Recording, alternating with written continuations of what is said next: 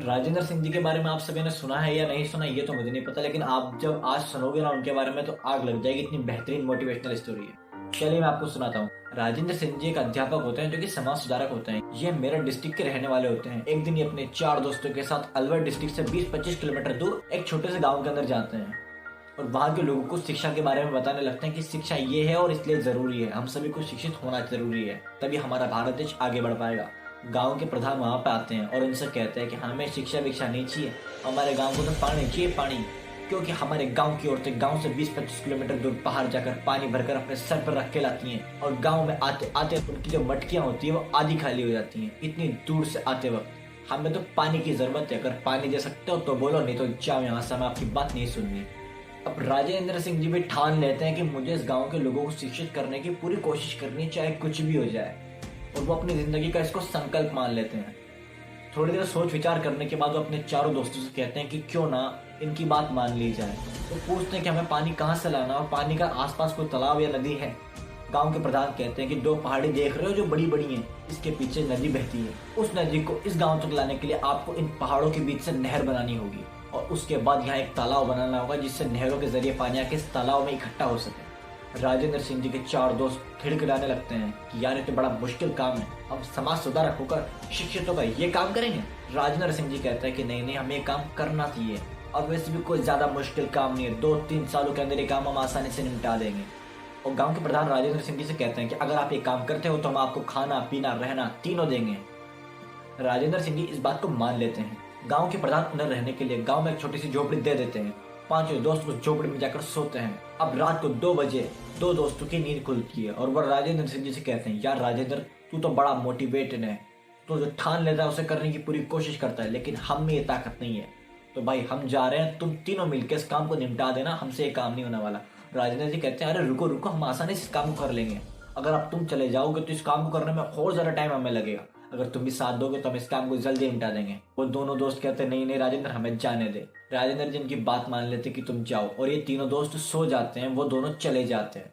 राजेंद्र जी सब सुबह 6 बजे उठते हैं तो देखते हैं कि उनके आसपास दोनों दोस्त भी गायब। जी हाँ दोस्तों, दोनों के दोनों दोस्त भी चले जाते हैं। राजेंद्र जी देख के बहुत ज्यादा हैरान हो जाते हैं कि चारों के चारों मुझे अकेला छोड़ के चले गए, लेकिन वो बंदा हार नहीं मानता है। सुबह उठ के गांव के प्रधान के पास जाता है और गांव का प्रधान उन्हें सुबह एक खेती और एक कुछ खाने का सामान देता है।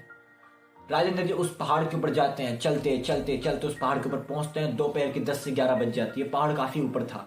राजेंद्र जी उस पहाड़ पहुंचते हैं, बैठते हैं, अपनी थकान मिटाकर थोड़ी देर के अंदर गेटी उठाकर खोदना स्टार्ट करते हैं।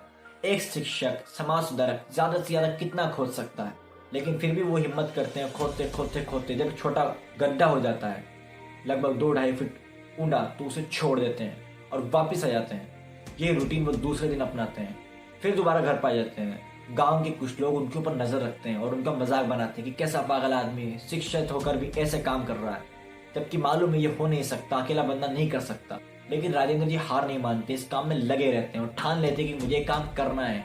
वो रोज जाते हैं आते हैं, जाते हैं आते हैं, जाते हैं आते हैं।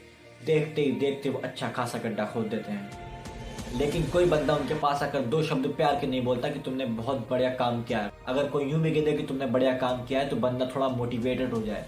लगभग 1.5 महीना गुजरने के बाद एक शख्स उनके पास आता है और कहता है, सर आपका साथ मैं दूंगा, आपके पीछे मैं खड़ा हूँ, मैं भी आपके काम करने में आपकी मदद करूंगा। राजेंद्र जी को बहुत खुशी होती है, वो काम में लग जाते हैं। दोनों के दोनों काम करने लगते हैं। कुछ दिनों बाद 2 से 4 होते हैं, 4 से 8, 8 से 10, 15, 20, 50। देखते देखते बहुत सारे गांव के लोग उसमें जुड़ जाते हैं और वो सालों में होने वाला काम कुछ महीनों में पूरा हो जाता है। और नदी का पानी नहर में होते हुए तालाब में इकट्ठा भी होता है। गांव की औरतों को तालाब में पानी भरने में कोई दिक्कत नहीं होती और बड़ी आसानी से इस काम को कर लेती हैं। गांव का प्रधान बड़ा खुश होता है और कहता है कि अब बताओ, आप जो कहना चाहते थे हम दिल से सुनने के लिए तैयार हैं। दोस्तों, राजेंद्र जी को वाटरमैन भी कहा जाता है और राजेंद्र जी ने 2020 में अपने एक स्पीच में कहा था कि अपने मन के अंदर कोई संकल्प मत लाना, कोई भी संकल्प मत लाना, और अगर ले आओ तो कोई विकल्प मत लाना। ठान लेना कि मुझे करना है। जिस तरह घोड़े को दौड़ाते वक्त उसके आजू बाजू 2 कन्नाटे लगा दी जाती है कि वो सामने की ओर ही देख सके, उसी तरह अपने विकल्प में अपनी पूरी नजर रखो और जी जान उस विकल्प में लगा दो, सफलता आपको जरूर मिलेगी। इस कहानी में मोटिवेशन बहुत है, बंदे में बहुत कम था, बंदे ने अपने दम से पहाड़ों को चीर कर दरिया को गाँव के अंदर लाके दिखाया। आप भी मोटिवेट हुए हो तो लाइक शेयर सब्सक्राइब जरूर कर। और हाँ, आप भी किसी चीज को ठानना ही मत, और अगर ठान लो तो उसे पूरा करने के लिए अपनी जी जान लगा देना।